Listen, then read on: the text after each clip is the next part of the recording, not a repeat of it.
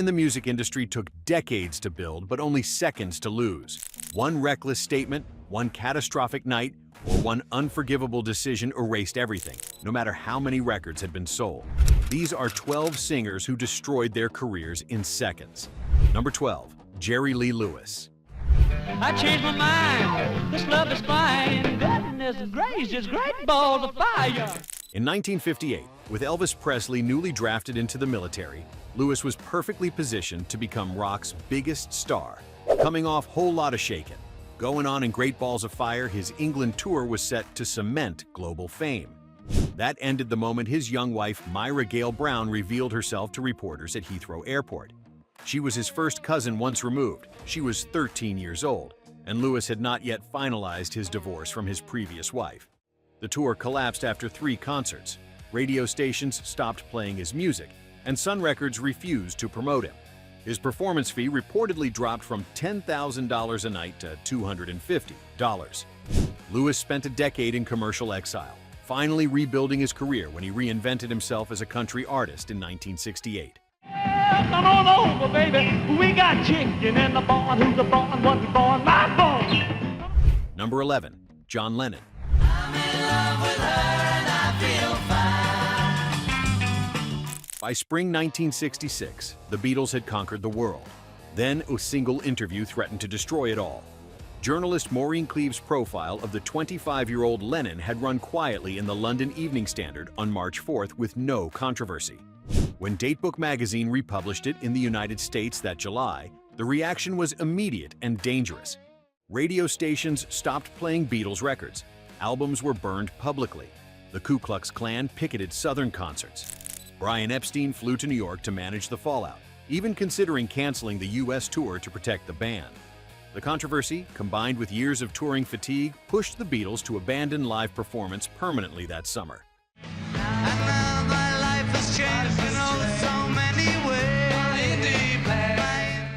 Number 10, Jim Morrison.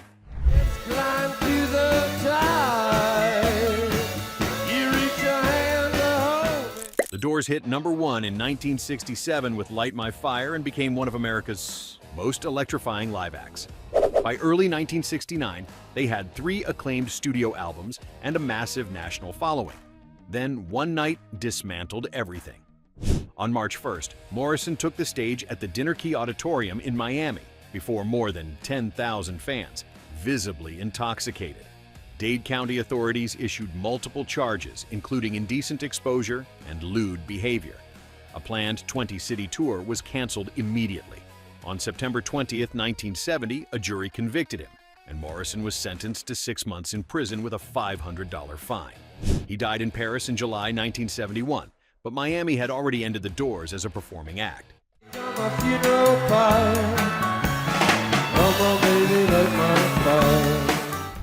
Number 9, Millie Vanilli.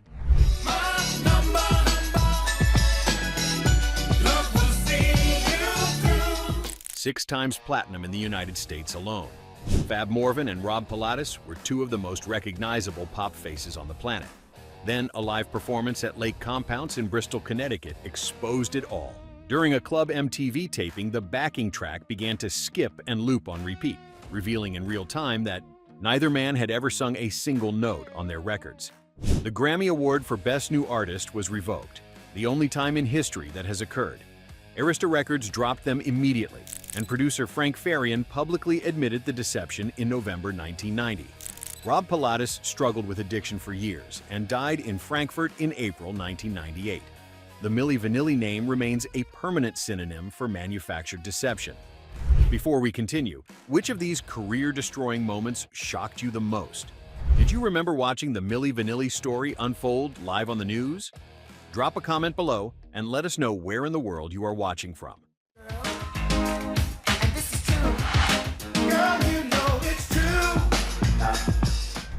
Number 8, Eric Clapton.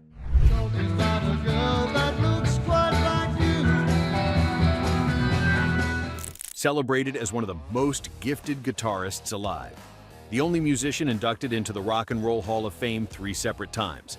By 1976, Clapton's career had reached rarefied heights. Then, an August night in Birmingham permanently stained that legacy. From the stage at the Birmingham Odeon, he launched into an unprovoked rant supporting far-right politician Enoch Powell, using racial slurs aimed at immigrants. Rock Against Racism was founded in direct response, growing into one of the most significant anti-racism campaigns in British cultural history and staging major concerts throughout the late 1970s. Clapton later blamed alcohol, but for a generation of fans, the trust never fully returned. Knock, knock, knocking on heaven's door. Number 7. Cat Stevens. And I try to explain, 'cause when I do, he turns away again. One of the most beloved singer-songwriters of the 1970s, he had sold over 100 million records on the strength of songs like Wild World and Father and Son. By 1989, his catalog was finding its way back to radio. Then, a single UK television interview erased it. Yusuf Islam, formerly Cat Stevens, appeared to support Ayatollah Khomeini's fatwa, calling for the death of author Salman Rushdie. Radio stations in the United States and United Kingdom pulled his music immediately. Island Records distanced itself, and his catalog vanished from retail chains. A man whose songs had promoted peace became associated with something opposite. He did not return to secular music for nearly 2 decades, releasing Another Cup in 2006. It's hard to get by, just upon a smile. Number 6. Boy George.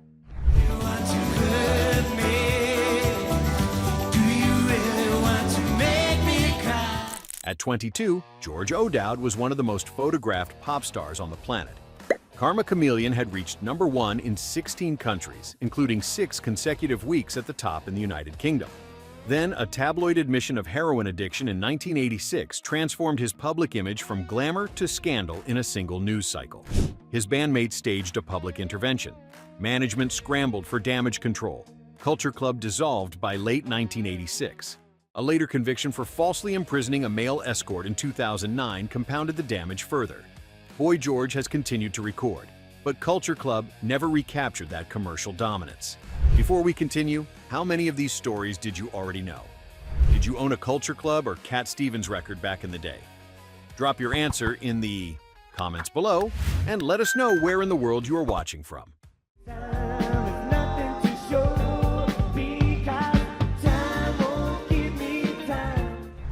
Number 5. Billy Squire.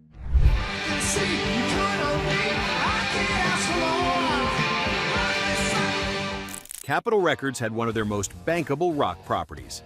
Don't Say No sold over 3 million copies, and Lonely Is the Night was a fixture on every American rock station. Then, in 1984, one video reversed it all.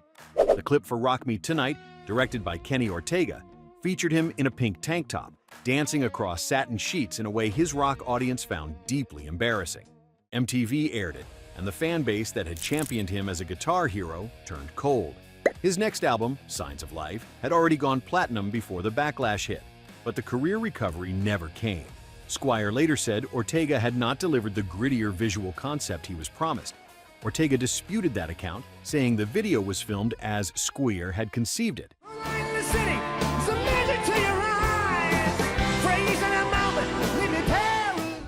Number 4. James Brown.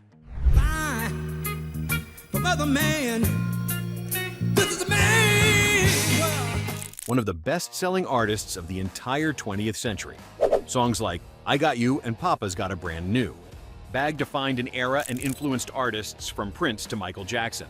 Then, in September 1988, one unraveled night in Augusta, Georgia, stripped his public image away in hours. Brown allegedly entered a seminar at an office complex he owned, brandishing a shotgun and accusing attendees of using his private restroom. He led police on a high-speed chase across the Georgia-South Carolina border before officers fired into his truck to stop him. Convicted and sentenced to 6 years in prison, he served approximately 2 years before release. The arrest transformed a living legend into a punchline overnight, and his commercial standing never fully recovered.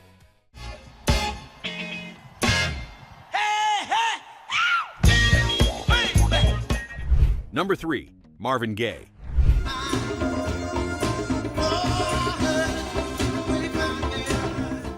Few artists in any era built a catalog to match his. What's going on in 1971, Let's Get It On in 1973, and I Heard It Through the Grapevine in 1968 represent one of Motown's greatest legacies. But by the early 1980s, his career had crumbled under crushing IRS debts, a costly divorce from Anna Gordy Gay, and drug dependency that drove him to self-exile in Ostend, Belgium. He recovered partially with Sexual Healing in 1982, which reached number 3 on the Billboard Hot 100. But that comeback was cut short. On April 1st, 1984, one day before his 45th birthday, Gaye was shot and killed by his own father at the family home in Los Angeles. What on for me is my purpose, ladies and gentlemen. Little thing what we call purpose. Number 2. Sly Stone, Woodstock. Thank you for letting me be myself again. Sly and the Family Stone were one of the most progressive acts of the late 1960s. Everyday People reached number 1 in 1969. Thank You Falatine May Be Myself Again repeated that feat in 1970. Then drug dependency slowly dismantled everything he had built. Sly started missing concerts, collapsing on stage, and delivering erratic performances throughout the 1970s. His band eventually disintegrated around him. The final blow came in 1983, when a cocaine possession arrest effectively ended his commercial career. He did not release a studio album again for over 2 decades, fading from mainstream conversation just as Prince, Ricky, James, and Michael Jackson, all of whom he had influenced directly, were reaching their commercial peak.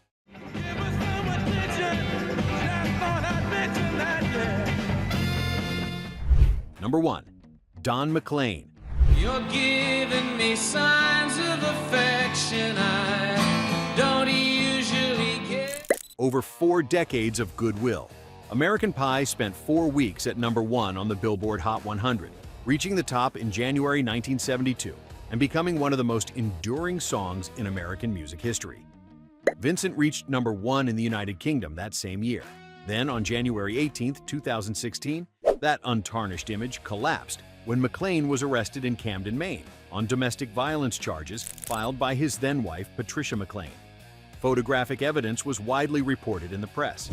McLean pleaded guilty to misdemeanor domestic violence charges in July 2016. Concert bookings were canceled.